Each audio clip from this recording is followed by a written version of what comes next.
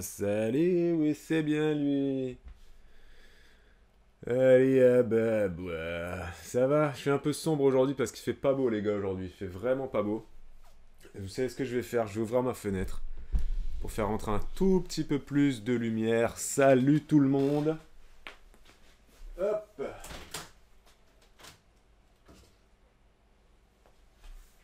Voilà. Faisons rentrer de la lumière dans ce monde triste et maussade. Et vous pourrez entendre un peu plus les oiseaux et les clochers d'église. L'église vient de sonner. Il est 10 heures. Nous sommes aujourd'hui le 6 février 2024. Et ce matin, on part au Vietnam, effectivement. Effectivement, je vous emmène sur le continent asiatique. C'est pas moi qui vous emmène d'ailleurs, c'est une abonnée qui se prénomme Nathalie. Voilà, donc elle est probablement pas là ce matin. Parce qu'au Vietnam, si je ne m'abuse, bah, il est déjà fin d'après-midi. Hein. Oui, facilement. Hein, il doit être 17 h, 18 h. Ah, tu me diras, elle est peut-être là parce que peut-être qu'elle a fini sa journée de travail. Elle est prof, donc on va parler d'elle ce matin. On va aller voyager un petit peu. Ça fait un petit moment qu'elle m'avait envoyé son budget. Hein. Elle m'a envoyé son budget très exactement à la fin du mois de septembre 2023. Donc ça fait octobre, novembre, décembre, janvier. Ça fait 4 mois. Ça fait 4 mois, tout pile, qu'elle me l'a envoyé. Vous voyez, hein, des fois vous m'écrivez, je réagis pas forcément tout de suite en live, hein, parce que bah, voilà, il y a plein de choses qui se passent. Mais ce matin, j'ai dit, on va faire celui-là parce que vous allez voir, c'est très intéressant. J'ai relu son mail hier. Je l'ai relu ce matin et je dis franchement, il y a des trucs assez incroyables. Donc, elle me raconte des choses. C'est quand même fou, nous, en tant que Français. Euh, on n'a pas la même vie, tout simplement. Vous allez voir ça. Salut à Caro, qu'est-ce que tu dis, Caro? Ça fait... J'ai loupé tous les lives de la semaine dernière. Twitch ne me notifie plus. T'as plus de notifs, Caro? Bah ouais, bah écoute, ouais. Ouais. Les notifications Twitch, des fois ça va, ça vient. La semaine dernière, j'ai mis des petites stories, Caro, sur Twitch. Et là, j'en ai mis une autre pour ce matin. Mais bah, elle a pas envie de passer ma story. Why? I don't know. Elle a pas envie de passer ma story. Ah si, c'est bon. Elle est passée. J'ai mis des petites stories. Je mets des petites stories sur Twitch.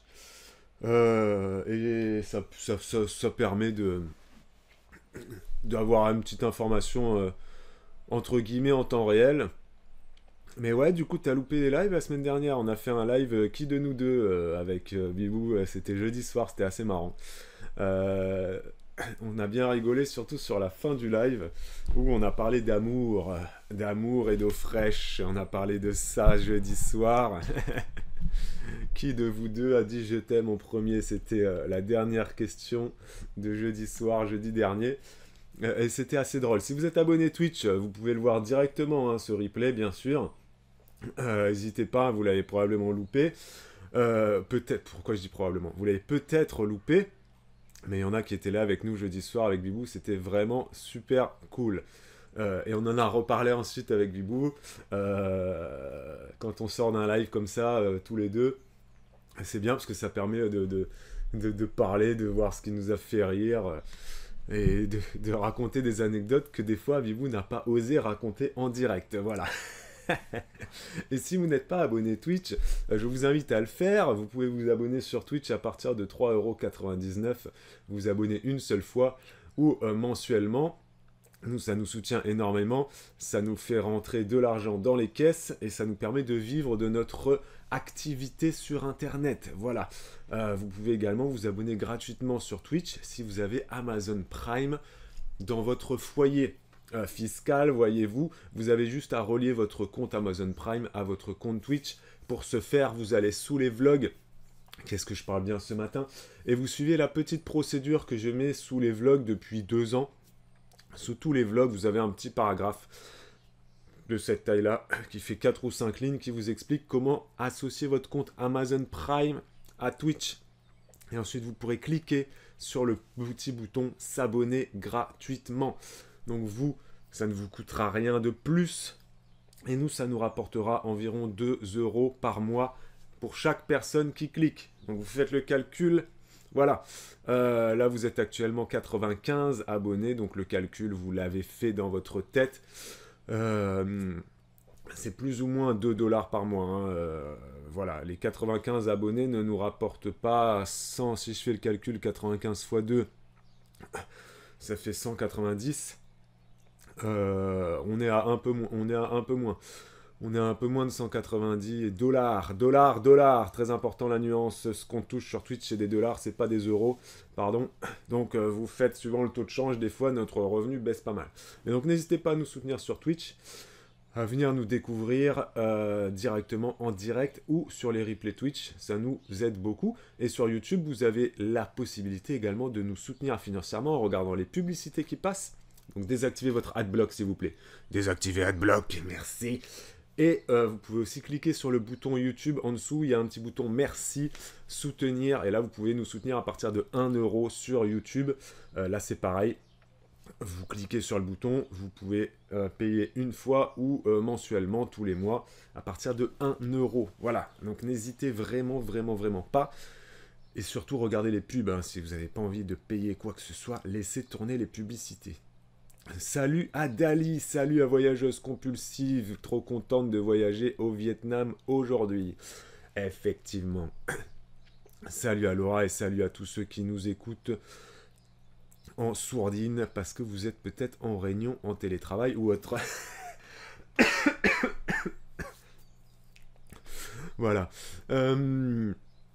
Donc ce matin les amis, on va partir au Vietnam. Je ne sais pas s'il y en a parmi vous qui ont déjà voyagé en Asie. Manifestez-vous, tiens, sur le chat et manifestez-vous en commentaire si vous regardez ce replay sur YouTube. Est-ce que parmi vous, il y en a qui ont déjà voyagé en Asie? Moi, pas du tout. C'est un continent que je ne connais pas du tout. Moi, ma vision que j'ai de l'Asie, elle est très simple. Pour moi, c'est un pays où tout est pas cher, où tu peux manger pour moins de 1 € par jour sur l'ensemble de ta journée, hormis le Japon, la Corée du Sud et les grandes métropoles chinoises. Voilà, c'est tout. Mais pour moi, c'est comme ça que je vois l'Asie, comme un pays où tout est pas cher, hormis Japon, je le répète, Corée du Sud. Et voilà, et puis c'est tout. Je vois pas d'autres pays où la vie est chère. Là, franchement, en Asie, il va falloir que j'aille prendre un verre d'eau, parce que là, je commence à être un petit peu malade, figurez-vous. Moi, c'est ma vision de l'Asie. Je m'arrête au simple aspect financier ce matin, hein. Parce qu'on est mardi, et que le mardi, on parle argent, et c'est tout. Donc on va pas parler géographie, on va pas parler géopolitique, et on va pas parler fraîcheur de vivre, Hollywood chewing gum, est-ce que la vie est belle là-bas? Alors, on parle vraiment que de l'argent. On va pas parler des choses à visiter ou quoi que ce soit. Je suis désolé, je vais y aller. Parce que là, j'ai un chat dans la gorge et j'ai pas de verre d'eau. Donc, ce qu'on fait, c'est que je reviens dans 1 minute 30. À tout de suite. Désolé. À tout à l'heure. Enfin bref, à tout de suite. Le mec, il commence, il s'arrête déjà, quoi. Je suis parti me prendre une petite cuillère de miel. Ainsi qu'un petit spray pour la gorge. Voilà. Parce que je suis un chanteur, un animateur, je prends soin de ma gorge comme si j'étais un chanteur qui va faire un concert, tu sais. Ouais, mine de rien, c'est quand même un exercice particulier hein, de faire des lives pendant 2 heures. Et il faut prendre soin de notre gorge, c'est vrai. Jamais voyager en Asie, Laura. Voyageuse compulsive, pas encore l'Asie non plus. Et Caro, oui, l'Asie, mais pas au Vietnam. T'as voyagé où en Asie, Caro? T'as voyagé où exactement? Donc ce matin, on part au Vietnam. Juste avant, là, je viens d'ouvrir mon conducteur d'émission.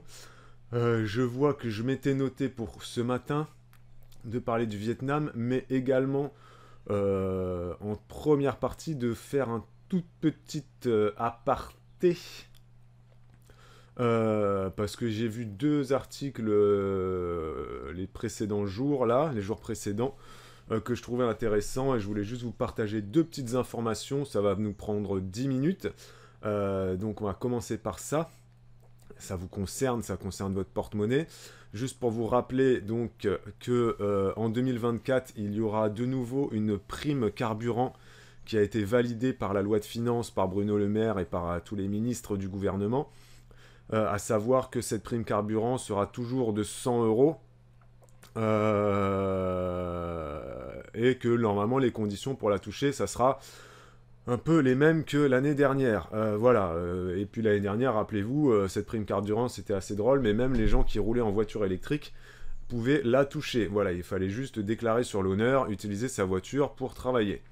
À savoir que même les assistantes maternelles et les gens qui travaillaient depuis chez eux pouvaient également toucher cette prime carburant parce que tu pouvais, entre guillemets, sur l'honneur, déclarer que, je sais pas, tu fais des sites internet comme voyageuse compulsive, mais tu prends ta voiture pour aller acheter du papier et de l'encre à Bureau Vallée ou j'en sais rien.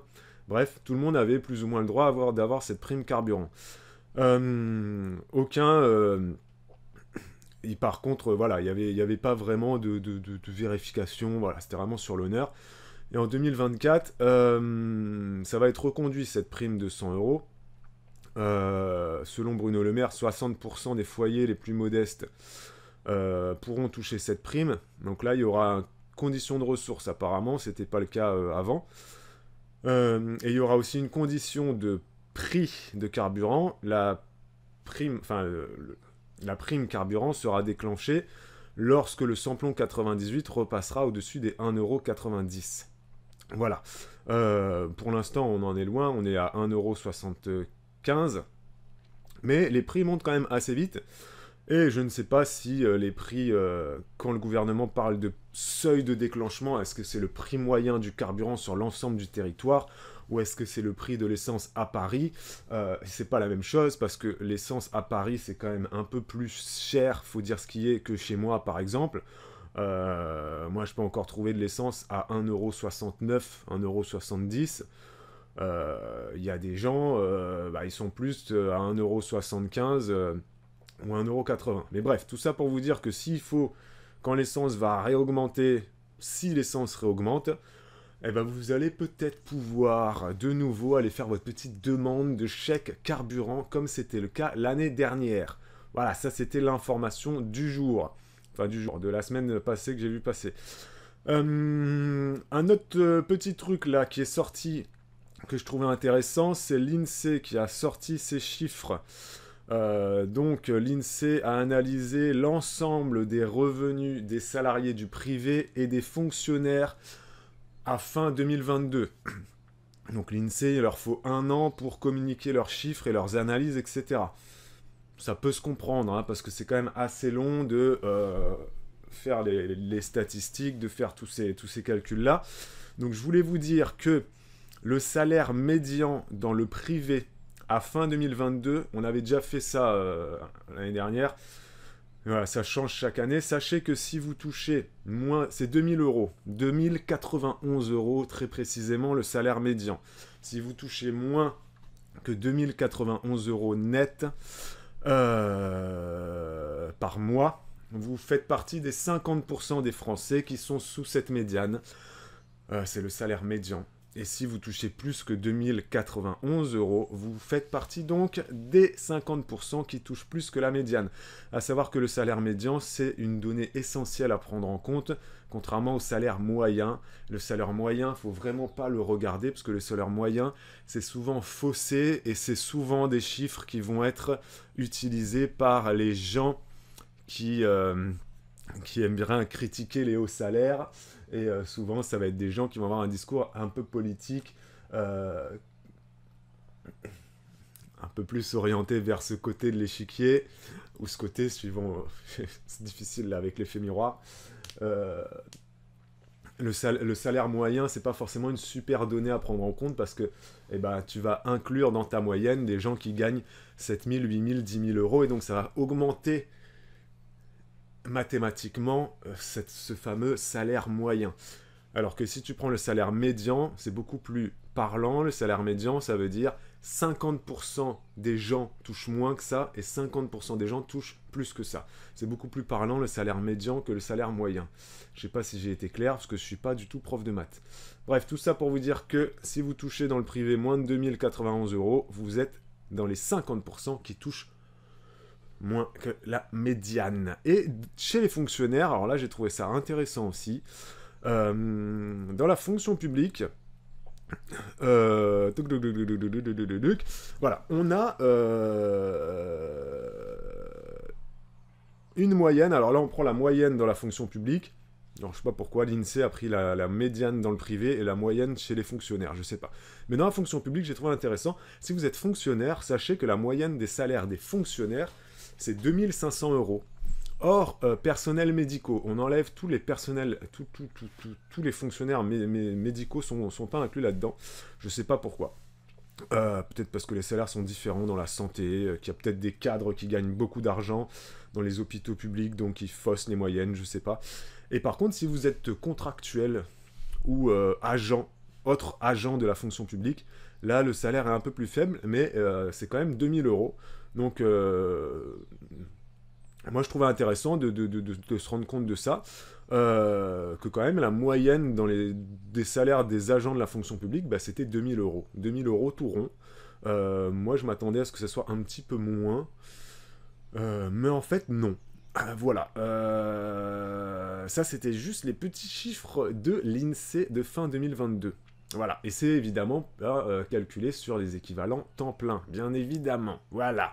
Ça, c'était juste la petite info. On fait coucou à tous les gens qui considèrent qu'ils sont mal payés alors qu'ils touchent 1800, 1900 €. Bah, les gars, vous êtes pas loin de la moyenne. Alors oui, vous êtes dans la classe moyenne, et vous n'êtes pas loin de la médiane. Voilà, c'est ce que j'ai envie de vous dire. Et il y a même des gens qui touchent 2000, 2200, 2300 € net et qui considèrent qu'ils sont mal payés. C'est pas que vous êtes mal payé, c'est peut-être que vous gérez pas très bien votre budget. Donc n'hésitez pas à regarder les lives argent et à m'envoyer vos problématiques. Je fais cette parenthèse là pour vous dire que j'ai vu dernièrement passer un commentaire sous un replay YouTube d'une personne qui est tombé complètement par hasard sur un replay. J'ai analysé le budget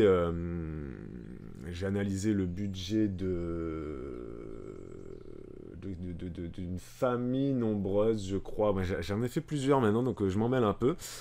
Mais bon, bref, en gros, elle était tombée sur ce budget-là grâce aux petits, comment on appelle ça sur YouTube? Les shorts. J'avais fait des shorts sur YouTube. Et bref, ça avait ramené des nouvelles personnes. Et cette personne, c'était une dame qui avait regardé mes lives et qui avait un peu mal pris ma façon de conseiller les gens, parce que des fois, je suis très piquant, très dur. Et en gros, elle l'a pris assez personnellement. Et elle m'expliquait qu'elle, elle avait une situation très compliquée, qu'elle était toujours dans le rouge, que pourtant, elle gagnait, je sais plus. Enfin bref, elle m'avait raconté très rapidement sa vie. Et mais m'expliquer, voilà, c'était toujours malheureusement un peu les mêmes discours, que il n'y a pas le choix, on est obligé de ci, on est obligé de ça, on est obligé de ci, on est obligé de ça, on est obligé d'acheter ci, on est obligé d'acheter ça, on est obligé de payer ci, on est obligé de payer ça, et on n'a pas le choix de prendre la voiture, et on n'a pas le choix de faire des heures sup, et on n'a pas le choix de se réveiller à 4 h du matin, bref. Elle avait un discours très pessimiste, un peu à l'inverse du discours que moi j'essaie de vous tenir depuis X temps maintenant. Et donc moi je lui avais dit, écoute, si tu veux on peut échanger par mail, comme ça sera plus privé pour toi, tes commentaires seront pas publiquement vus par tout le monde sur YouTube, et puis tu m'envoies ton budget, tu me dis combien tu gagnes, combien tu dépenses, qu'est-ce qui fait que dans ta vie tu considères que tu n'as pas le choix, voilà, explique-moi un petit peu tes situations de vie. Et elle m'a répondu, non, j'ai pas envie de donner mon budget à un inconnu sur YouTube. Moi en l'occurrence. Et moi je lui avais répondu, je lui ai dit écoute, c'est comme tu veux. Moi je suis là pour aider. Mais je trouve dommage de venir regarder une vidéo YouTube justement qui analyse le budget de quelqu'un d'autre, un inconnu, tu vois. Et en commentaire de venir se plaindre de sa situation personnelle, et qu'ensuite quand la personne te tend la perche pour te dire viens, si tu veux, tu te plains de ta situation, t'es en train de te plaindre, là t'es en train de pleurer en commentaire, de pleurer ou de crier, je sais pas, des fois les gens quand ils écrivent, je sais pas s'ils crient ou s'ils pleurent. C'est pas évident, hein, vous avez, je sais pas, en commentaire, vous avez déjà remarqué ça. Euh, c'est pas évident des fois de voir à l'écrit, est-ce que la personne est énervée, est-ce qu'elle est triste, est-ce qu'elle est enjouée, des fois c'est pas facile.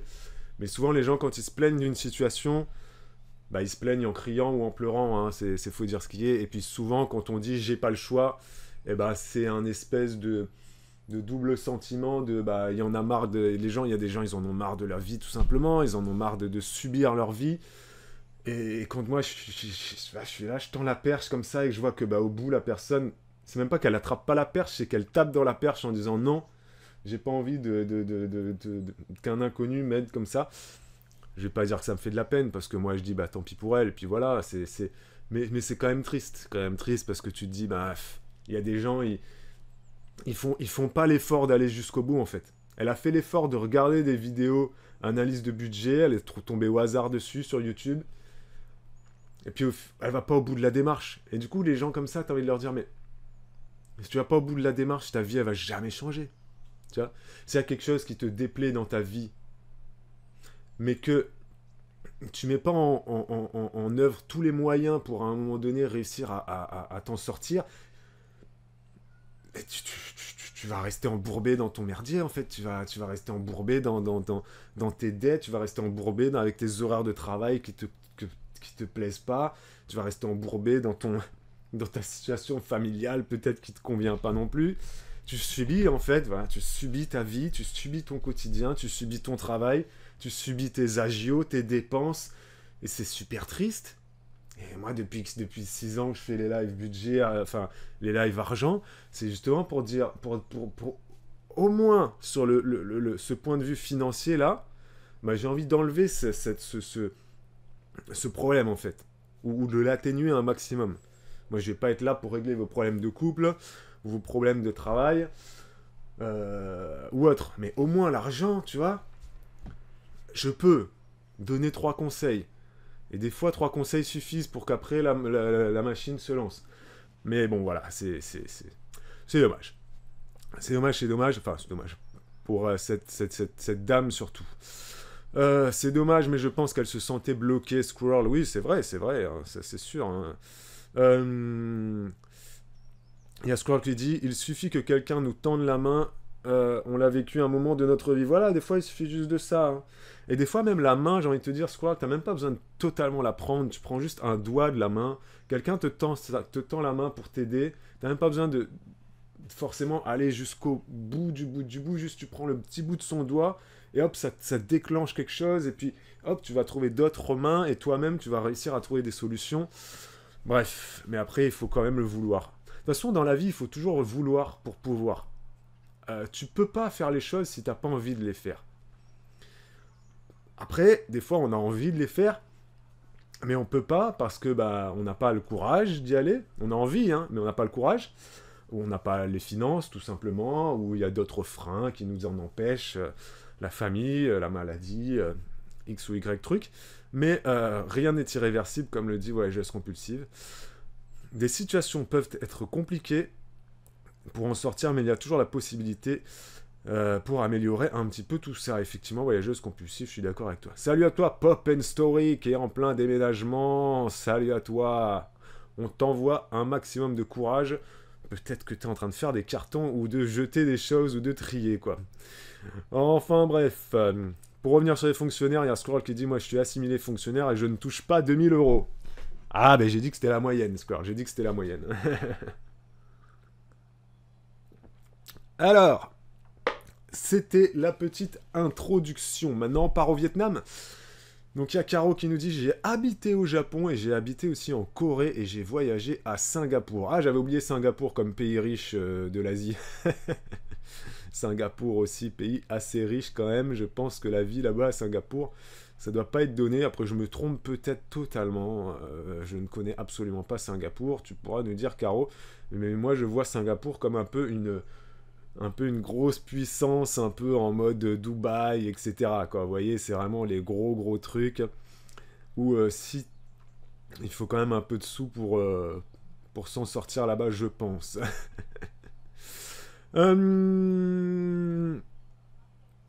Il y a Pop Pen Story qui dit: Je suis tellement d'accord avec toi, je supporte de moins en moins lorsque les gens ne prennent pas leurs responsabilités et les rejettent sur les autres.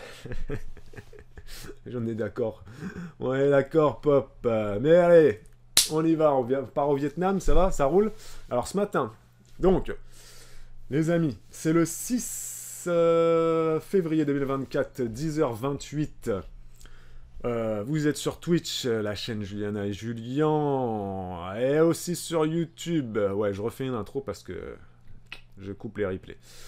Et donc, ce matin, j'ai envie de vous emmener au Vietnam. On va analyser le budget d'une abonnée qui s'appelle Nathalie. Elle vit exactement à Saigon. Ho Chi Minh, Saigon. Voilà, donc c'est deux grandes villes quand même connues du Vietnam. Elle vit là-bas depuis un moment maintenant. Et elle m'a envoyé son budget. On va analyser ça. Vous allez voir combien elle paye de loyer, dans quel type de maison elle vit. Est-ce qu'elle arrive à mettre de l'argent de côté? Est-ce que elle a un compte bancaire en France également? Parce que ça, c'est une question souvent qui revient. Et moi, j'ai pas forcément la réponse parce que je suis pas un expatrié. Mais est-ce que quelqu'un qui est expatrié peut ouvrir quand même un compte bancaire en France? Elle a son passeport français, elle est française, hein, donc voilà. Est-ce que tu as le droit de le faire? Est-ce que tu as le droit d'ouvrir un livret A en France alors que tu vis au Vietnam ou à Singapour ou en Australie ou au Canada?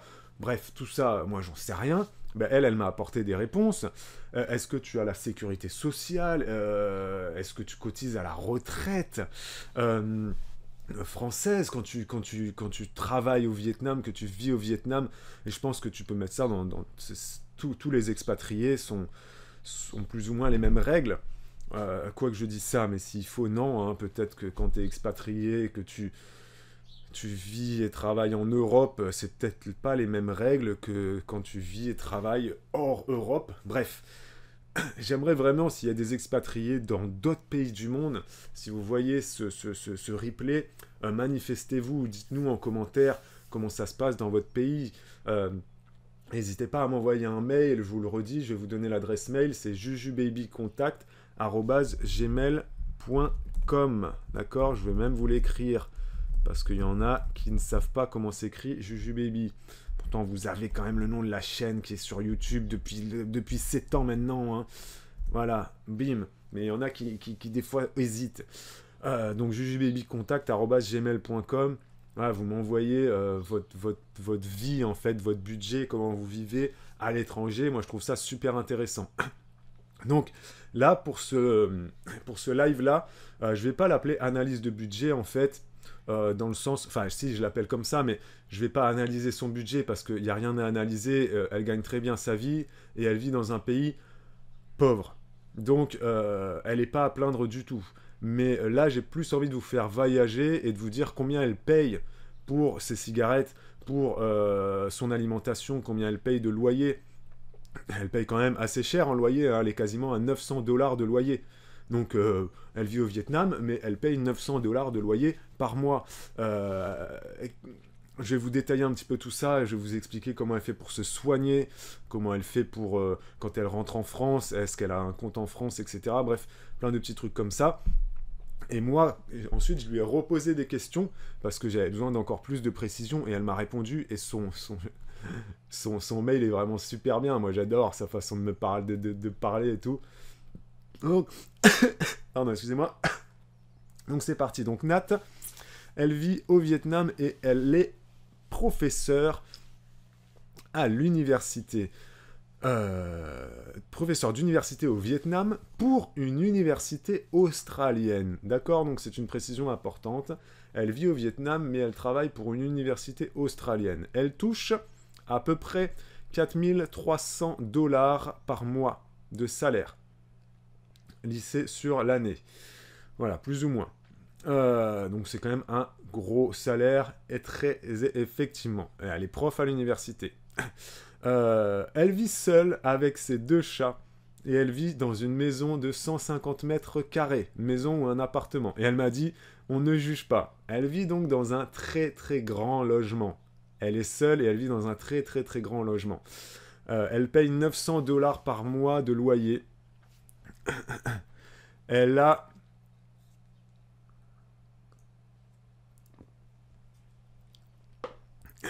également une femme de ménage qu'elle rémunère aussi 165 $ par mois.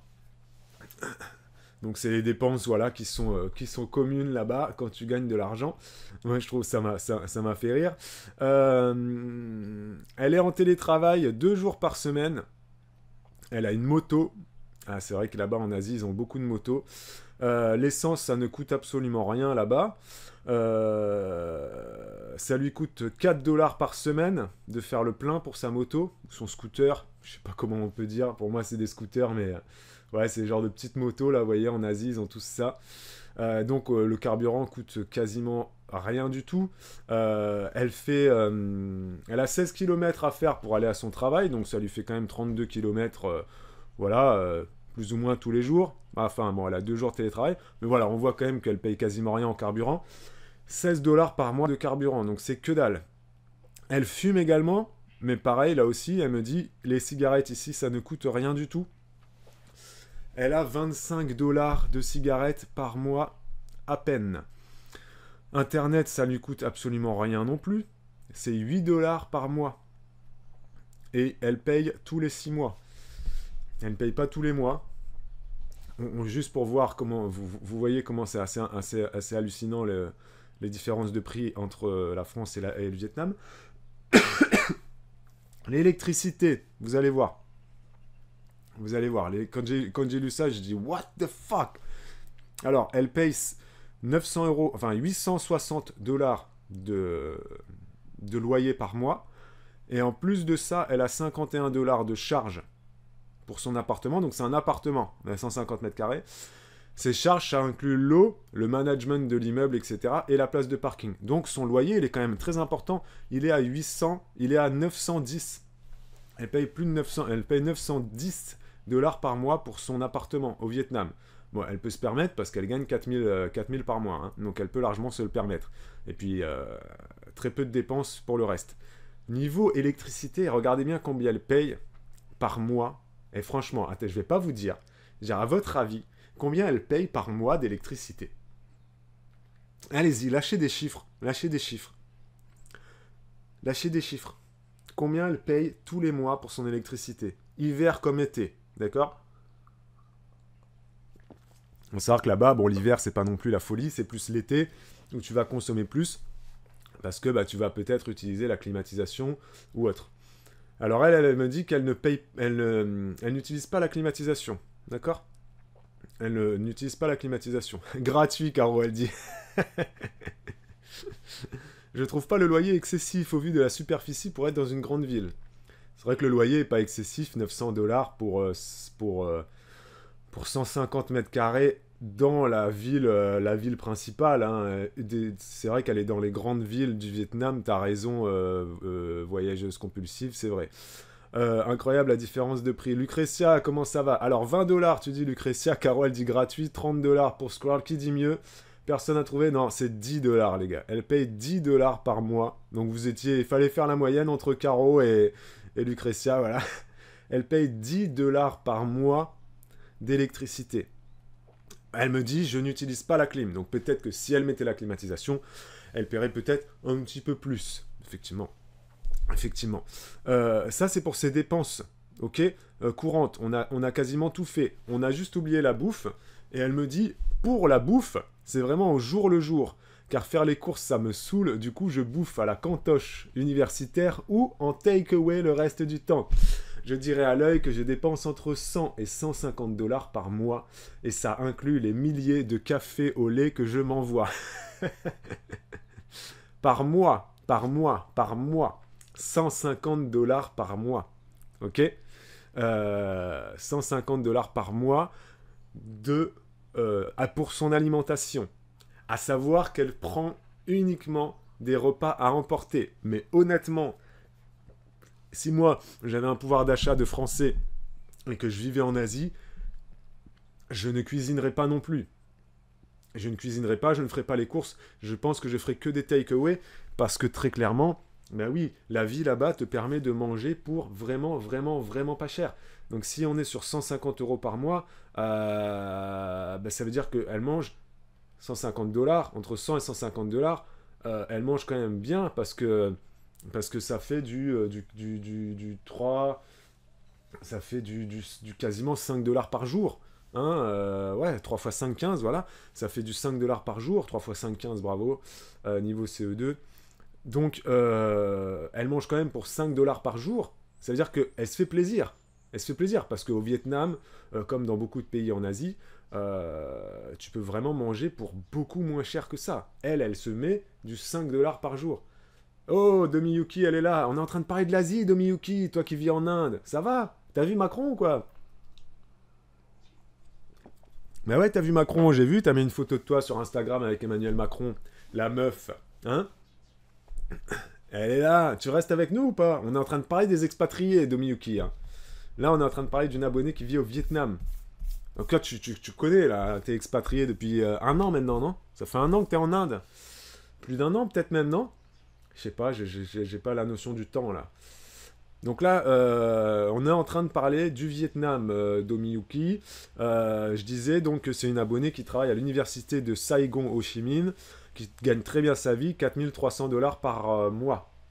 Et on voyait un petit peu les différences de prix qu'il y a par rapport à la France.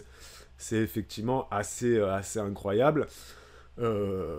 Ça, c'était juste donc la partie sur combien lui coûte plus ou moins la vie là-bas. Vous avez bien vu que ça lui coûte vraiment pas grand-chose.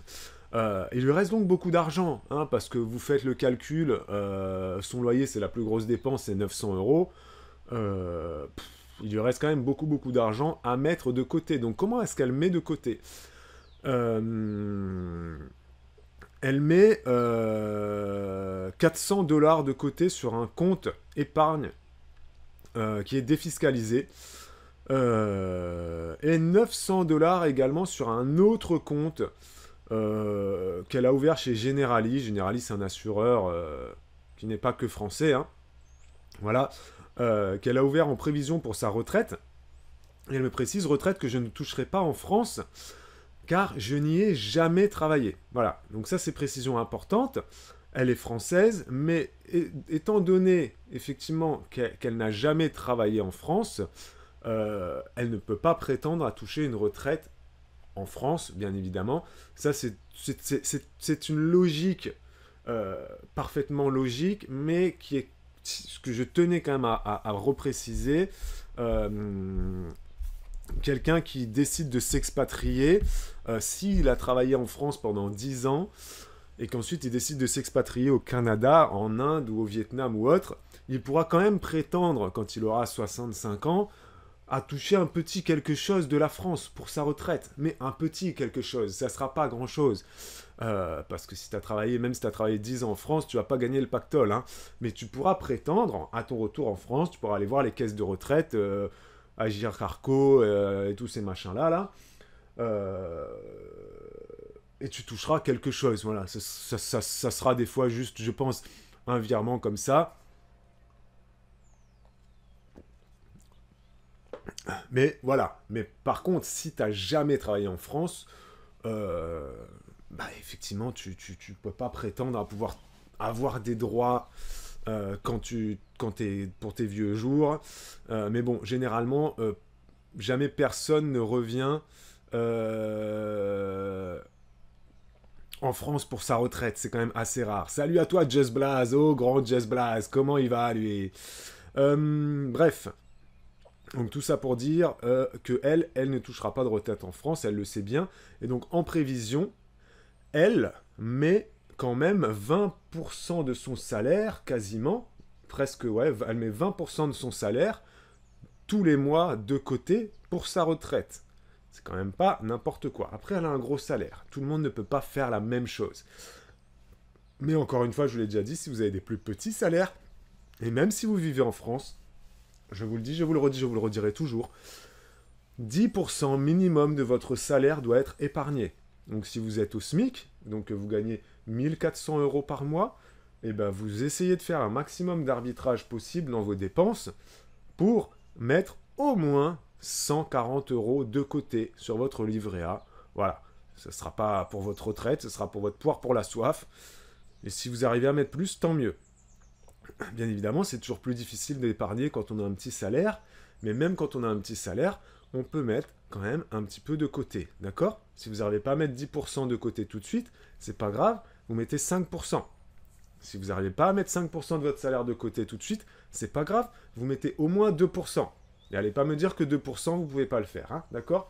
Tout le monde peut mettre 30 € de côté tous les mois, même si on a le SMIC, ou qu'on est à mi-temps, ou à tiers-temps, ou à 80%. D'accord? Voilà, ça c'était de nouveau le petit conseil qui pique et qui peut faire mal à certains, mais je continuerai de vous piquer, de vous faire mal, pour vous faire comprendre que tout le monde peut le faire.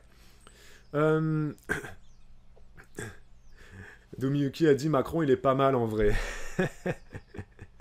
Oui, j'ai vu tes photos, j'ai vu, tu m'as envoyé des photos, effectivement, de Macron.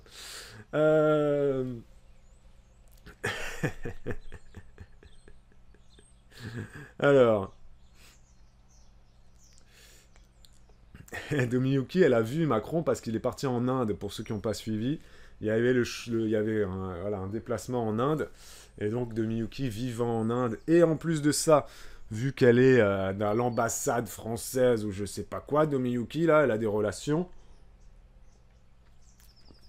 Je sais pas exactement l'intitulé de ce que fait ton chéri. Et t'es pas obligé de nous le dire, d'ailleurs. Mais elle est haut placée dans la Macronie de Miyuki. Non, je plaisante. Hein. Alors, il y a Rod Schooling qui dit on est à la caisse des Français à l'étranger, il n'y a pas un système de retraite au retour. Alors, la caisse des Français de l'étranger, Rod Schooling, je vais en parler juste après, effectivement, parce qu'elle m'en parle aussi, Nathalie, au Vietnam. Domiyuki, elle a vu aussi Thomas Pesquet. Bon, on arrête de faire des commères là. Bon, on se concentre sur la retraite. Donc, enfin sur le reste. Et ensuite, donc, elle met pas mal de côté. Et elle met également ensuite de côté tout l'argent qui lui reste. En gros, elle met de côté quasiment 50% de son salaire qu'elle n'utilise absolument pas. Elle va l'utiliser ensuite pour ses dépenses qu'elle appelle ses petites enveloppes. Donc elle fonctionne avec des enveloppes. Pour ses voyages notamment, donc elle fait plusieurs voyages dans l'année, voilà, je voyage aussi souvent que faire se peut, elle me dit, j'essaie de rentrer 2 fois en France, elle est partie 4 fois en Inde, Vietnam et Cambodge, etc. Et donc pour ça, elle pioche dans ses enveloppes, donc elle a des épargnes qu'elle ne touche pas, épargne retraite et épargne défiscalisée, elle ne les touche pas, et ensuite elle a une poire pour la soif, et là-dedans elle va piocher dedans. Encore une fois, elle a un gros salaire, donc c'est plus facile à faire, bien évidemment.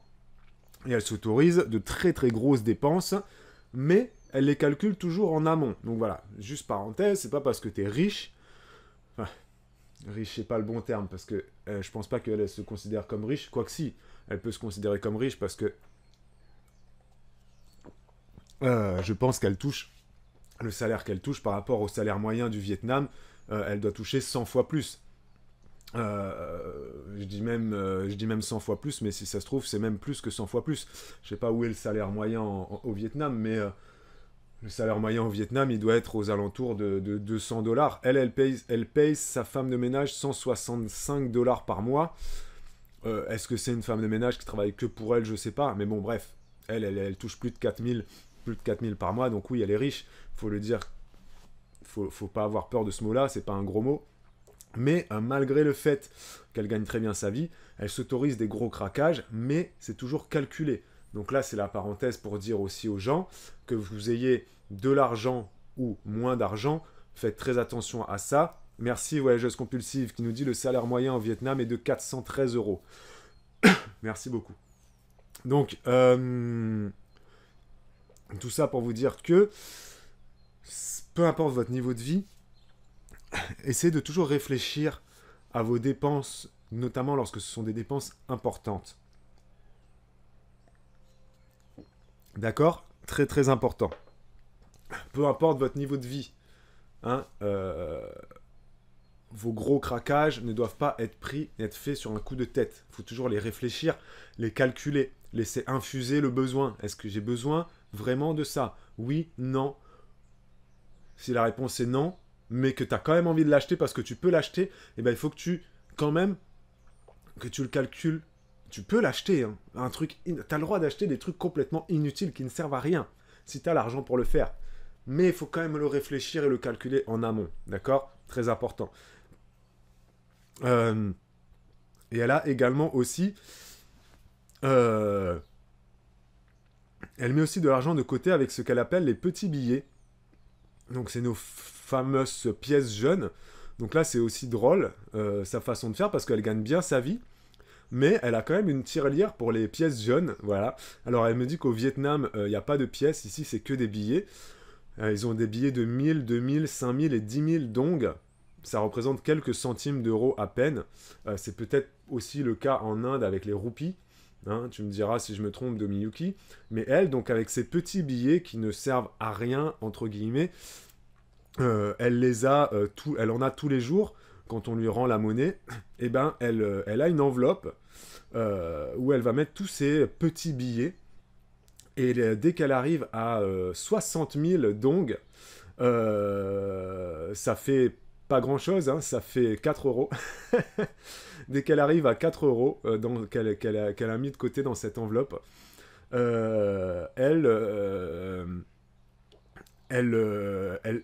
fait des dépenses, elle dépense cet argent. Comment elle me dit qu'elle le dépense? Elle me dit ça fait très fond de tiroir, mais c'est dingue l'argent que ça génère sans que je m'en rende compte et sans aucun impact sur ma vie quotidienne. Après, elle me dit pas exactement ce qu'elle fait avec. Ah si, d'accord, j'ai compris. En fait, elle épargne, entre guillemets, elle épargne ses petits billets. Donc dès que ces petits billets, elle arrive à avoir 100 000 dong, donc ça, c'est 100 000 dong, ça représente 4 euros, et bien là, hop, elle les prend et elle les met dans son enveloppe dédiée au loisir ou dans son enveloppe dédiée au voyage ou dans son enveloppe dédiée à autre chose. Voilà, elle a plusieurs types d'enveloppes comme ça pour gérer ses budgets. Et c'est vrai que ça, c'est quelque chose que moi, j'ai jamais fait, mais il y a des gens encore en France qui le font. Alors Domiyuki, elle, ce qu'elle fait pour les petits billets, c'est qu'elle le met dans la tirelire de son fils. Alors c'est vrai que nous, tu vois, en France, c'est quelque chose que les gens font de moins en moins, de mettre dans une tirelire les pièces jaunes, enfin les pièces rouges, là, les centimes, etc.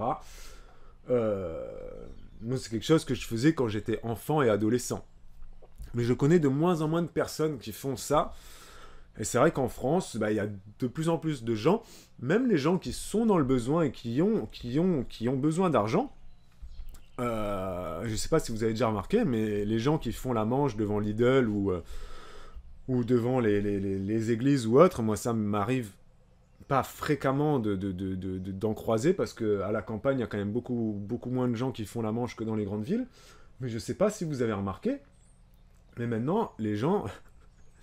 ils annoncent carrément la couleur en disant vous auriez pas 50 centimes, vous auriez pas 50 centimes ou 1 euro à me dépanner.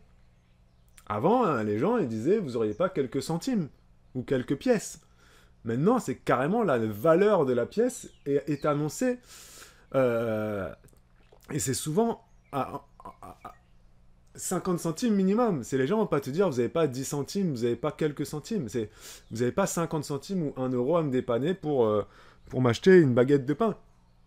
Mais du coup, moi j'ai envie de dire à ces gens-là, mais il y a des pièces avant, tu vois, que les gens seraient potentiellement plus amenés à donner, mais maintenant les gens n'osent même plus donner ça. Tu vois, les gens n'osent même plus donner 5 centimes, 10 centimes. Alors que si tu fais 10 centimes plus 10 centimes plus 10 centimes, tu arrives à 1 euro. C'est ce que je veux dire. Et en fait, c'est le gros paradoxe français, c'est que on a vraiment une vision de l'argent qui est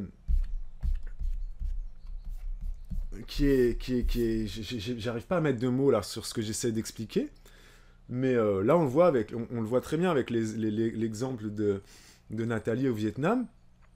Elle gagne très bien sa vie, mais tous ces petits billets là qui représentent des centimes d'euros, elle les garde quand même, elle les met dans une enveloppe, et quand elle arrive à une somme qui représente 4 euros, 100 000 dong, et ben hop, elle les prend ces 4 euros, et elle met dans une enveloppe différente pour ses loisirs, etc. Et elle me dit, c'est dingue, l'argent que ça fait sans que ça ait aucun impact sur ma gestion de budget, sur ma vie personnelle, etc. etc. Et ces petits billets-là, elle me dit, elle a une enveloppe aussi pour les imprévus qu'elle va sponsoriser, qu'elle va remplir grâce à ces petits billets-là. Vous voyez ce que je veux dire? Et des fois, je me dis, il y a des gens qui, en France, devraient peut-être remettre un petit peu au goût du jour ça. Donc, soit avec les pièces de centimes ou autre, ou soit en utilisant, si vous utilisez une carte bancaire, comme le Discworld, vous avez également des applications qui vous permettent d'arrondir à l'euro supérieur et donc d'épargner automatiquement ces centimes que vous allez, donc si vous allez faire les courses à Carrefour et que vous en avez pour 99,54 €, et ben les 46 centimes restants, vous allez automatiquement les épargner sur votre épargne automatique. Il y a plein d'applications qui proposent ça. Il y en a vraiment, vraiment beaucoup, beaucoup, beaucoup qui font ça. Je ne vais pas vous donner les noms là tout de suite parce que là, je vais peut-être chercher pendant la pub. Je vais peut-être chercher pendant la pub de certains noms d'applications à vous donner. Mais ça vous permet d'avoir une épargne automatique sans même que vous ayez à réfléchir à quoi que ce soit. Plutôt que... Voilà, oui, maintenant on paye tout en carte. Donc, avant que tu payais en liquide, la caissière te rendait des pièces et des centimes et tout. Là, tu payes tout en carte, mais autant arrondir à l'euro supérieur à chaque fois. Et comme ça va automatiquement aller sur ton épargne automatique. Et elle, vous le voyez, bah, ça lui permet de se payer pas mal de petites choses. Domiyuki, elle nous dit que bah, c'est pour son fils. Voilà, après, chacun fait ce qu'il veut. Mais voilà, faut pas avoir peur non plus. Elle dit, Nathalie, ça fait très fond de tiroir. Ça peut peut-être paraître très radin de faire ça. Hein, vous pouvez... mais faites quelque chose avec votre argent. Même si c'est des micro-sommes et même si c'est des centimes, ne dénigrez pas l'argent. Ne le dénigrez jamais. Donc, ça, c'est pour sa façon de gérer. Donc, elle a plusieurs enveloppes, je ne vais pas vous détailler, mais comme beaucoup de gens, il y a beaucoup de gens qui le font en France et dans le monde, le fonctionnement des enveloppes, ben elle le fait. Voilà, l'enveloppe imprévue, l'enveloppe loisir, l'enveloppe voyage, etc., etc. Ensuite, moi, je lui ai posé pas mal de questions quand même sur la sécurité sociale, la retraite, la caisse des Français expatriés de je sais pas quoi là, les livrets A, etc. Bref, je lui ai posé pas mal de questions pour avoir des précisions sur comment ça se passe quand tu es expatrié. Est-ce que tu peux ouvrir un livret A en France, etc. Est-ce que tu peux avoir droit à la sécurité sociale? Donc, on va détailler tout ça et ça sera, par contre, juste après la pub. Ok? Parce que là, on va partir en pub.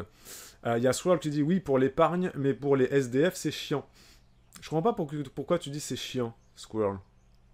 Qu'est-ce qui est chiant? Je comprends pas. Tu penses qu'un SDF, ça l'emmerde d'avoir des pièces de 10 centimes? Tu me dis ça, on en reparle après la pub, mais moi je comprends pas ta phrase. Moi je comprends pas. Je le répète, hein, 10 centimes plus 10 centimes, ça fait très vite 1 euro, et 1 euro plus 1 euro, ça fait très vite 10 euros. Donc,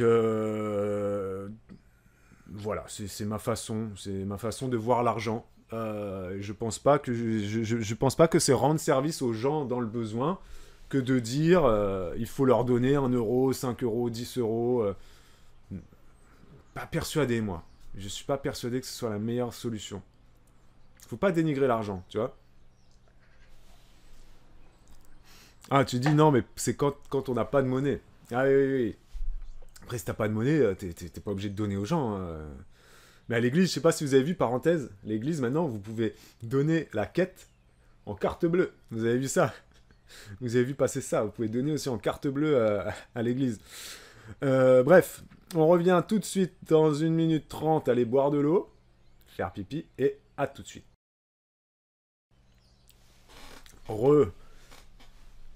On est de retour et on continue à voyager avec Nathalie qui vit au Vietnam et qui donc... Ouais, c'est marrant ça, elle m'a aussi envoyé un petit peu ses dividendes qu'elle a, ce qu'elle touche en dividendes sur ses placements, c'est vraiment cool. Euh, donc elle m'a rappelé un truc aussi. Elle me précise qu'au Vietnam, là où elle vit, elle n'est pas en CDI. Voilà, il n'y a pas de CDI pour les expatriés. Ce sont des contrats de 2 ans, cumulables à l'infini. Du coup, tous les 2 ans, tu remets ta vie en jeu et tu vis par fourchette de 2 ans. Voilà. Ça, c'est important et intéressant quand même aussi à prendre en compte. J'ai rallumé mon micro, moi, ou pas? S'il faut, j'ai même pas rallumé. Si, c'est bon. Voilà. Donc, c'est quand même quelque chose, précision importante. Il n'y a pas de CDI pour les expatriés au Vietnam. Mais c'est peut-être le cas, je pense, dans plein de pays du monde. Je sais qu'en Australie, c'est pareil. En Australie, quand tu veux renouveler ton visa et que tu es français, japonais, allemand, coréen, tu dois faire des demandes de renouvellement de visa comme ça, de façon assez... Élise et Seb, elle est là, ils sont là, comment ça va? Élise et Seb, ça va bien ou quoi? Hey, coucou! T'as réussi à mettre Twitch sur ton téléphone ou quoi? Ou sur ta tablette? On est au Vietnam, on est au Vietnam. Donc, qu'est-ce que je disais? Ouais, il y a des pays comme ça, je sais pas si Domiyuki, tu peux nous dire comment ça se passe en Inde. Moi, je sais que voilà, quand j'étais en Australie pendant 6 mois, j'avais pu comprendre ça. Il n'y a pas de CDI non plus en Australie pour les étrangers. Tu dois régulièrement faire des demandes comme ça renouveler tes contrats de travail, refaire des demandes de visa, etc. etc. quoi. Mais voilà, c'est effectivement une précision importante.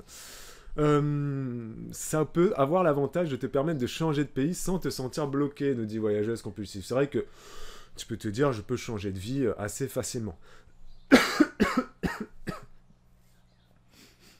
Alors, donc Nathalie, pour rappel, elle gagne bien sa vie, hein. Mais là, on va voir ensemble, du coup, comment ça fonctionne pour elle au niveau de son épargne en France. Est-ce qu'elle a des comptes en France? Alors, elle me dit que oui, elle a un compte bancaire en France qu'elle a ouvert à la Société Générale, mais elle me dit, j'essaye de changer, je me tâte à changer pour trouver une banque qui comprend vraiment les expatriés. Apparemment, la Société Générale ne comprend pas les expatriés. Donc, je ne sais pas vraiment ce qu'elle veut me dire par là. Mais c'est pas la meilleure banque du monde pour les expats. La banque française, en tout cas. Elle me dit qu'elle a un petit peu d'argent en France. Elle a 1000 euros sur non, 4000 euros sur son livret A. Et elle a également un LDD avec 4000 euros. Et un compte Eben de la Société Générale avec 3400 euros. Donc on se rend compte là que Nathalie, elle a un profil d'épargnant assez lambda, assez classique, assez français, et qu'elle ne sait pas, elle ne s'intéresse pas vraiment à son épargne, et elle me le dit elle-même, elle me dit je m'intéresse absolument pas à tout ça, et là où qu'est-ce qui me permet de voir qu'elle ne s'intéresse pas du tout à tout ça, c'est que déjà ouvrir un livret A plus un livret de développement durable, plus un compte ébène, je sais pas ce que c'est un compte rémunéré, Société Générale, bref, d'avoir 3 comptes épargne au sein d'une même banque, ça ne sert à rien. Hein, je vous le dis, je vous le redis, ne diversifiez pas vos placements, vos livrets d'épargne bancaire, ça ne sert à rien d'en avoir 50 000. Vous avez juste besoin d'avoir un livret A et vous mettez votre argent dessus au plafond, 22 950 euros. Ça ne sert à rien d'avoir un livret A avec 4 000, un LDD avec 4 000, ça ne sert à rien. Vous mettez tout au même endroit, comme ça vous avez un seul truc à regarder, c'est une ligne. Mon livret A, et au mois de décembre, combien il m'a rapporté? Punct. Ou votre LEP, hein, si vous avez un LEP, livret d'épargne populaire, ça sera beaucoup mieux. Salut Elise, merci d'avoir fait coucou. Hein. Avec le portable en version ordi, ça marche. Mais je dois partir. Hop. Salut à tous les deux, Elise et Seb. Hein. Et à plus pour le replay. Donc, voilà, là, c'est le petit rappel pour tout le monde. Hein. Ça ne sert à rien d'avoir 50 000 produits d'épargne bancaire réglementés. Donc bref, mettez tout au même endroit. Voilà. Ça, c'est pour l'épargne réglementée hein, bancaire. Hein, LEP et livret A, LDD, etc. Donc, je lui avais demandé pourquoi est-ce qu'elle avait un compte bancaire en France. Du coup, ma question, elle était innocente. Moi, je me disais, bah, quand tu es expatrié, est-ce que tu as forcément besoin d'avoir un compte bancaire en France? Je sais pas si Domiyuki était toujours là, si tu peux me répondre à ça. Moi, je me dis, dans ma tête, je me disais, bah, les expatriés, ils viennent en France pour voir papa, maman ou des amis. Ils viennent 15 jours, 3 semaines, et puis après, ils rentrent dans leur pays, ils rentrent chez eux. Donc, est-ce vraiment utile d'avoir un compte bancaire en France? Donc, j'avais posé la question, pourquoi est-ce que tu as un compte bancaire en France? Est-ce que tu peux pas utiliser tout simplement ta carte bancaire que tu as au Vietnam? Elle a un compte bancaire au Vietnam, elle a une carte bleue, probablement une carte bancaire internationale. Bref, pourquoi est-ce que tu pourrais pas tout simplement utiliser cette carte bancaire pour payer toutes tes dépenses? Et effectivement, voilà. Pourquoi pas, tu vois? Et donc elle me dit que bah, en fait elle a un compte bancaire parce que bah, ses parents lui ont ouvert un compte bancaire. Elle est arrivée en France quand elle avait 14 ans. Donc ses parents lui ont ouvert un compte bancaire en France. Et bah, elle a gardé ce compte bancaire, quoi. Et elle est un petit peu... oui, elle utilise ce compte bancaire pour faire ses dépenses quand elle vient en France. Mais c'est un peu un genre de transit qu'elle fait. Et puis, c'est un peu de l'argent qui dort, elle me dit. En gros, je pense qu'elle n'aurait pas forcément besoin d'avoir ça. Et elle l'utilise pas vraiment. Mais là, encore une fois, vraiment, je le redis, s'il y a des expatriés qui peuvent plus m'éclairer là-dessus, en toute logique, moi, je vois pas pourquoi vous auriez besoin d'avoir un compte bancaire français si vous vivez à l'étranger, quoi. Vous pouvez, si vous revenez en France pour vous réinstaller en France, là, vous ouvrez un compte, mais je vois pas pourquoi. Mais là encore, je suis pas calé là-dessus. Elle me dit ensuite qu'au niveau des épargnes, elle a 2 comptes épargne. 2 comptes offshore, elle appelle ça. 2 comptes offshore pour expatriés. Les comptes où elle met $400 et $900. Et elle ne sait absolument pas combien elle est rémunérée dessus. Elle a juste pris la case low risk, donc risque faible. Elle a coché ça et point barre. Et c'est tout. Donc c'est vraiment une abonnée qui ne s'intéresse absolument pas à son épargne et à combien elle va toucher. Et au niveau santé, là je lui ai posé la question, je lui ai dit mais comment tu fais pour la santé? Est-ce que tu as la sécurité? Et après on parlera de la retraite. Est-ce que tu as la sécurité sociale pour les expatriés? Et elle me disait que elle a en fait, elle, enfin, il y a la possibilité de souscrire à la CFE, la Caisse des Français de l'étranger. Je crois que c'est ce que disait Road Schooling tout à l'heure. La CFE, voilà. Alors, il y a Domiyuki qui s'est désinscrite de la CFE au bout de 2 ans. C'est une arnaque, elle nous dit. Il y a Road Schooling qui dit quand on est à la caisse des Français à l'étranger, il n'y a pas un système de retraite au retour. Voilà, donc elle, Nathalie, au Vietnam, elle n'a pas souscrit à la caisse des Français de l'étranger. Donc elle ne dit pas que c'est une arnaque, ça c'est Domiyuki qui le dit. Domiyuki, elle est partie, on dirait, c'est dommage, parce que ça aurait été bien qu'elle... j'aurais bien aimé qu'elle continue là-dessus pour détailler un petit peu le pourquoi du comment qu'elle ait dit ça. Mais donc, elle, pour se soigner, tout simplement, eh ben, en fait, elle a une assurance privée, mais qui est prise en charge par son travail, à 100%.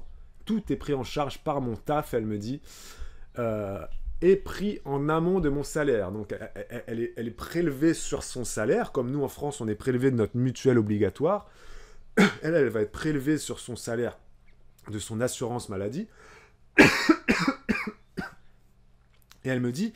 l'assurance est telle que je peux aller à l'hôpital comme si j'avais un bracelet Club Med en mode all inclusive.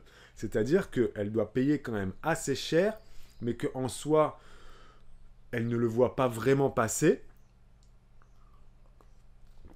Parce que c'est pris en amont de son salaire. Donc moi, je trouve ça quand même assez incroyable de savoir ça. Nous, en France, ça ne fonctionne pas du tout comme ça. Vous le savez, on a la sécurité sociale et ensuite on est prélevé sur notre salaire de la part mutuelle, la mutuelle obligatoire entreprise, ou alors chacun va choisir sa mutuelle quand on est à son compte ou autre.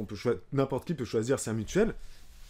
Là-bas, au Vietnam, il n'y a pas de sécurité sociale, c'est juste une assurance santé. Et c'est pris, elle, en compte, enfin, c'est pris en amont sur son salaire. Euh, et elle ne paye absolument rien. C'est quand même assez incroyable, parce que moi, ma vision que j'ai de la santé à l'étranger, et ben, c'est que ça coûte horriblement cher. Mais bon, elle, effectivement, elle travaille pour une université qui la rémunère bien, et donc elle a cette chance-là. Voilà. Ça, c'était pour la partie santé, et pour la partie retraite, elle me dit donc qu'elle fait sa retraite elle-même, parce que bah voilà, elle ne cotise pas à la caisse des Français de l'étranger, et elle n'a jamais travaillé en France, et donc eh ben, elle se fait sa propre retraite en mettant 900 dollars tous les mois sur sa caisse retraite. Donc 900 dollars tous les mois, si on fait le calcul, 900 fois 12, ça fait 10 800 fois, on va dire, 40 ans de vie. Ça veut dire qu'elle aura 432 000 euros à sa retraite qu'elle pourra se répartir. 432 000 euros qu'elle pourra se répartir ensuite sur ses 30 ans de retraite si elle vit longtemps. Et puis en plus de ça, les intérêts, l'argent qu'elle aura placé auront fait des intérêts. Bref, c'est une façon de voir la retraite. Et moi, je suis d'accord avec cette façon de faire. Évidemment, tout le monde ne peut pas mettre 900 dollars tous les mois. Mais encore une fois, je vous le redis, prévoyez vous aussi votre propre retraite, les amis, s'il vous plaît. Ne comptez pas que sur la France. Parce que sinon, vous n'allez pas forcément kiffer votre retraite. Voilà. Investissez, si vous pouvez, en immobilier, en SCPI, en bourse. Prévoyez des plans retraite, que ce soit des PER ou des assurances vie ou autres, pour vous verser ensuite une rente mensuelle lorsque vous aurez atteint l'âge de la retraite, en complément de ce que la France voudra bien vous donner. Voilà.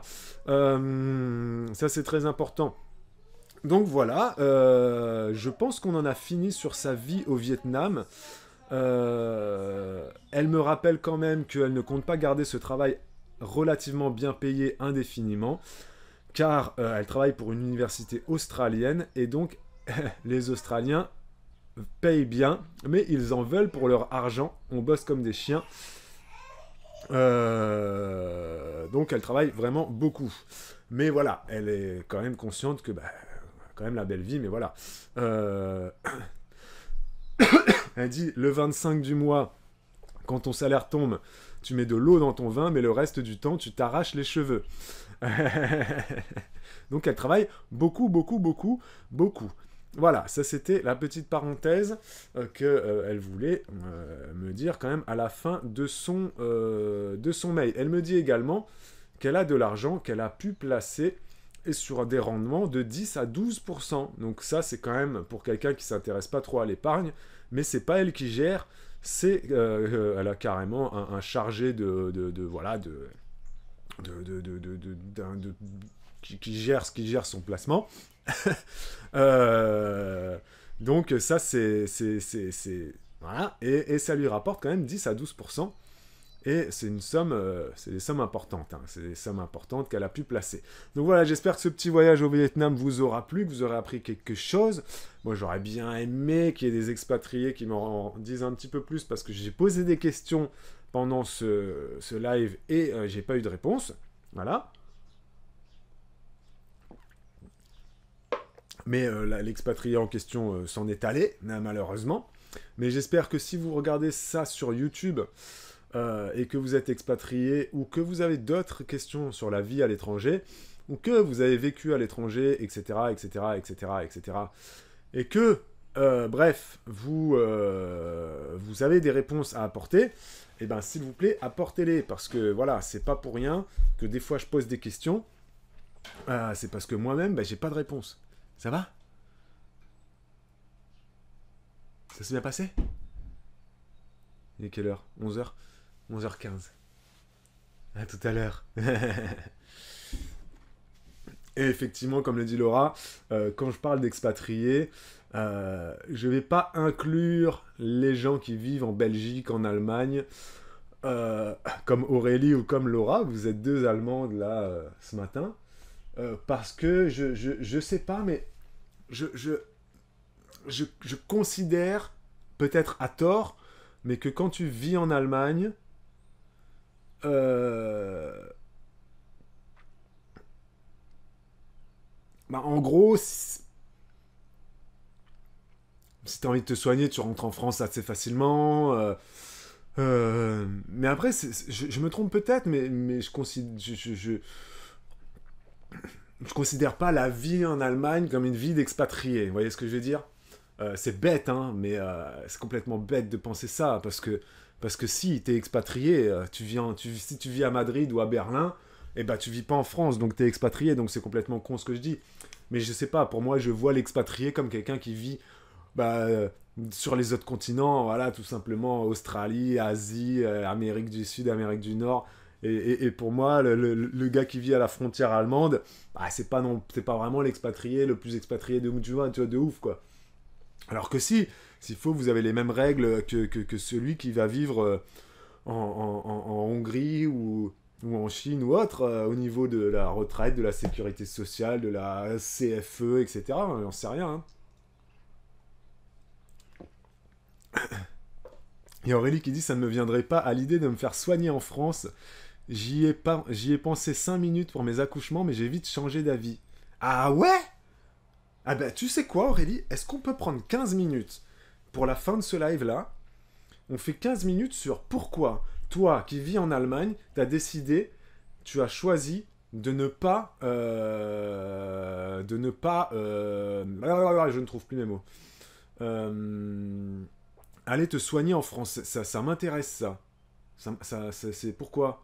Ouais, si, ouais, j'aimerais bien... J'aimerais bien que tu me dises ça. J'aimerais bien que tu me le dises, mais si tu veux bien, je lance une pub et explique-moi pourquoi. Et peut-être que Laura, ça peut être la même chose. Pourquoi est-ce que ça ne te viendrait pas à l'idée de te faire soigner en France? Ok. Je réponds à ta question Stone Scroll dans 1 minute 30. Ok, je vous lance une pub et puis vous me redites ça. Ça marche? On fait encore un quart d'heure sur l'Allemagne parce qu'on a deux Allemandes avec nous ce matin, donc allons-y. Allons-y, c'est parti. À tout de suite. Ok, de retour. Merci beaucoup. Merci à toutes celles qui ont regardé cette petite publicité. Alors, qu'est-ce que vous nous dites, les filles? Ting dang ding dang dung. Ah, purée, j'ai mal au dos, les gars. Il y a personne qui sait faire des massages ici. Ah. Aurélie, si t'as un micro, t'as pas envie de parler avec ton micro, là? Comme ça, ce sera plus simple, non? Je t'ai envoyé une invitation sur Guest Star. Guest Star. Guest Star. Plap. Ça sera plus simple. Ça sera encore mieux, tu vois. Si t'as envie, hein. Si t'as envie, tu cliques sur l'invitation. Et comme ça, tu pourras expliquer ça en direct, quoi. Tu vois, ça sera encore mieux, quoi. Ça permettra de pas écrire et puis tu parles direct si tu veux, Aurélie. Alors attends, je remonte dans le chat. Laura qui dit moi je suis allé accoucher en France, mais pour le deuxième j'irai en Allemagne. Même si on habite à la frontière, mon mari, lui, n'a plus rien à voir avec le système français. Il dépend complètement de la sécurité sociale allemande. Mais ça aussi c'est pareil, Laura, sans déconner, les filles, vous voulez pas vite fait vous branchez votre micro là et puis vous me parlez de ça parce que moi ça me je comprends pas comment ton mari, du coup, ton mari ne dépend complètement de la sécurité sociale allemande. Ça veut dire, du coup, que ton mari, Laura, il peut pas aller se faire soigner en France. C'est ça que ça veut dire. Pour moi, un Français, il peut aller se faire soigner en France, même s'il cotise pas à la Sécu, en fait. Tu vois? Pour moi, c'est ça que j'ai l'idée. Quelqu'un qui est aux États-Unis veut accoucher, il peut venir en France pour accoucher. Parce que t'es français, t'as le droit. C'est comme ça. Pour moi, c'est comme ça. Même si tu travailles pas en France, pour moi, je vois pas pourquoi on aiderait un étranger qui est pas français, un étranger, il vient, il est en France, il a besoin d'accoucher ou de se faire opérer, il peut, quoi, tu vois. Donc là, Laura, que tu dises que ton mari français dépend complètement de la sécurité sociale allemande, ça m'étonne. Ça veut dire que s'il vient en France, il peut pas il pourrait pas se faire soigner, ça m'étonne, hein.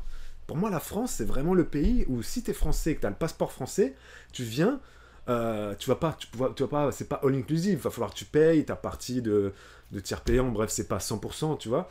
Mais quand même, je me dis, bref. Aurélie qui dit, en Allemagne, déjà, on a des rendez-vous beaucoup plus rapides pour tous les spécialistes. Dentiste, ophtalmo, dermato, j'ai trouvé un super médecin traitant qui cherche vraiment l'origine des problèmes. Les 2 premières années, j'avais gardé mes médecins français à cause de la barrière de la langue, mais après j'ai tout changé.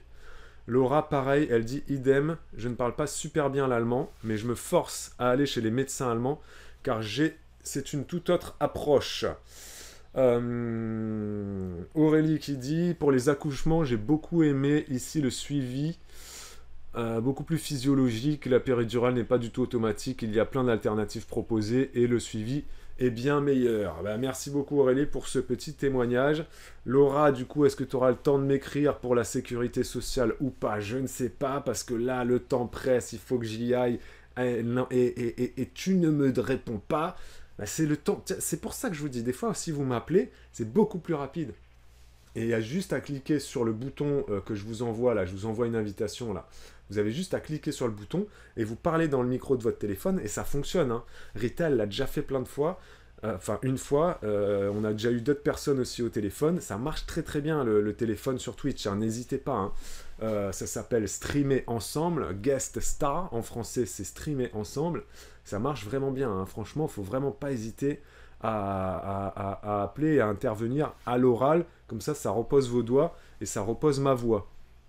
Voyageuse compulsive qui dit « Ah, merci Laura qui essaie de se connecter. »